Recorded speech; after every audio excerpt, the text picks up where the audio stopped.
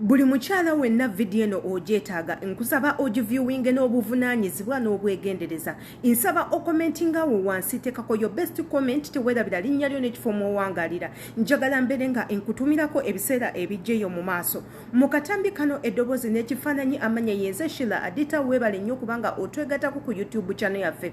Ky'olina okukola ky'otalina nga kwerabira buli wojja kweno YouTube channel oba obadde oyitawo buyisi n'olaba ka video akakunyumira n'ostopinga bayi nkwebaza nnyo.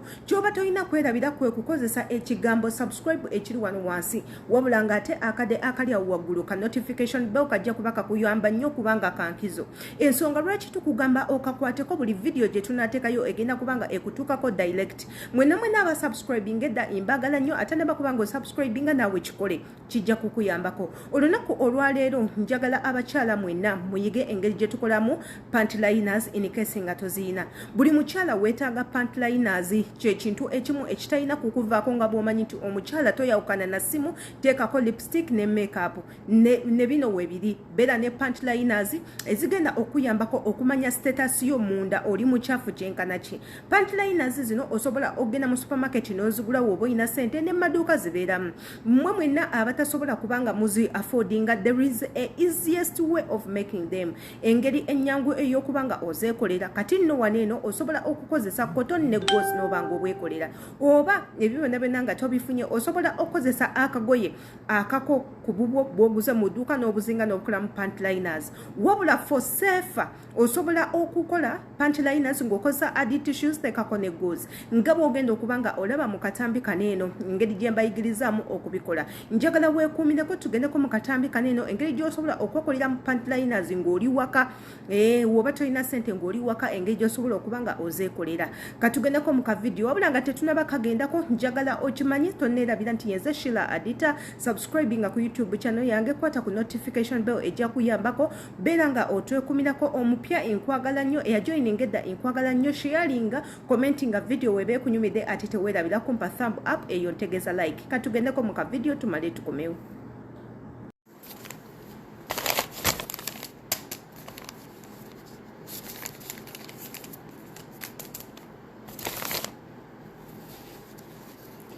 Bino byenkutta waneeno ono agenda kuba gozi waffe wabula ng'ate kino kyolaba waneeno zino hard tissues. Hard tissues zino batera ozikozesa ku mmere wabula nze ngenda zikolamu pantliners zaffe abakyala ze muyina okukozesa oba abaana ab'obuwala nga yadde toli mu nsonga za kikyala pantliners zino obeera ozeetaaga bw'oba tolina ssente zisobola zikubanga ozi affordinga ozigula.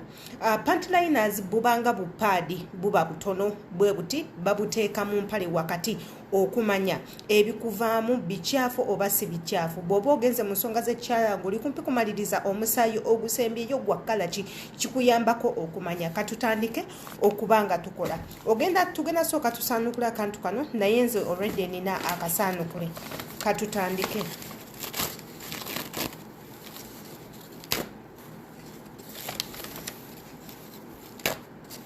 No bubiri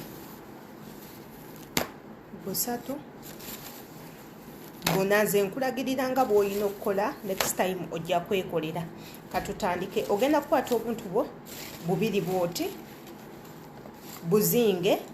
buzingemu wakati bwoti. Bw'omala obuzingamu bwoti oli waddembe okuzingamu omulundi omulala ne kabeera bwe kati. Waneeno y'entobo gy'ogenda okubanga oteeka wakati mu mpale. Kaakati okwate gozi waffe guno gozi guno. Kwata gozi wo bulungi nnyo mwanjuluze kanjuluze ka gozi.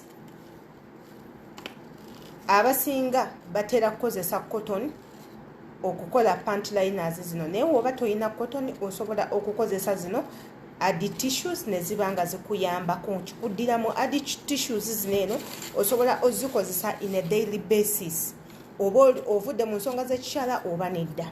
Kaakati kwata gozi wo muteeke ku kano ku adi tissues zo zineeno bw'oti nga bw'olaba nkola. Kanjuluze bulungi okakole bulungi bw'oti nga bw'olaba nkola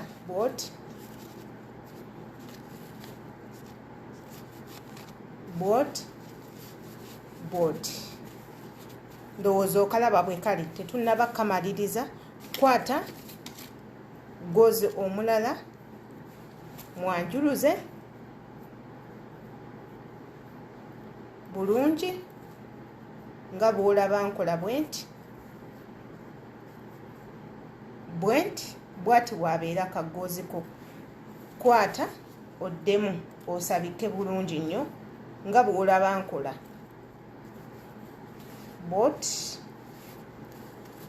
sabika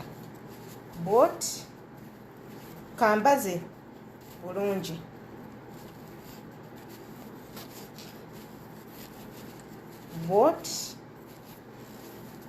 ndowooza olaba then bw'omaliriza zino ensonda ozireete oziteeke wano kakwase bulungi n'ensonda endala ogireete nayo ogikwase wano.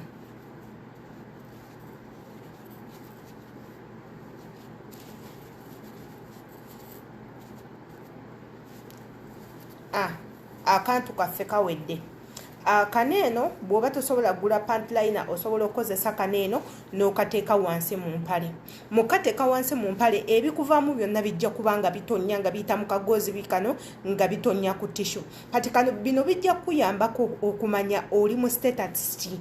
Ebikuvaamu bifaanana bitya? Bya cream, bya red, bya kitaka, bya pinki, bifaanana bitya bye bigenda okulaga status yo nga gwe omukyala munda oli muyonjo oba toli muyonjo. Kati nno ke kano nawe osobola okuyiga okubanga okeekolera. Ndowooza ka video maze okukalaba era nga muli nange neekakasa ndowooza nti nina ettaffaali lyengaseeko mu bulamu bwo eri gwe omwana ow'obuwala oba omukyala. Nkusaba ekyo ky'olabye naawe bbaako omuntu omulala gw'ekisomesa oba ng'okiyize naawe somesako omuntu omulala oba omukyala omulala omugambe osobola okumanya otya bw'ofaanana munda ebikuvaamu. Osobola okubiraba kijja kuyambako n'okulwanisa endwadde ezimu nga infections. Jjukira buli w'oba n'ebintu ng'ebyo ebikyafu infections zikwettanira nnyo kuba oba ofuuse omu ku carrier naye osobola obbiremesa. Kola buweekolere pantliners bw'oba nga tolina ssente zisobola kuba nga ozigula. Kansubire ka vidiyo ako kabanyumidde, imbaagala nnyo.